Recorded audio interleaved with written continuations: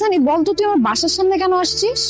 আসলাম একটা জরুরি কথা বলবো। আরে বেটা, জরুরি কথা তো ভার্সিটি গেলেই বলতে পারতি, বাসার নিচে আসা লাগে? আরে ভার্সিটি তোর সাথে কথা বলা যায়, তাই তোর বাসার সামনে একটু নিরিবিলি কথা বলতে আসি। আচ্ছা কি কথা বলবি তাড়াতাড়ি বল, মা যদি এসে তোর এখানে দেখে নিরিবিলি কথা একদম ছুটাবে। আর কি এত সাহস আছে যে মুখে বলবো? এই বইয়ের ভিতরে একটা চিঠি আছে, চিঠিতে সব লিখে নিয়ে আস, ওরে উত্তর দিস। কি ব্যাপার, এখানে কি করতেছিস তুই? এই ছেলেকে? আমার ছোট ভাই।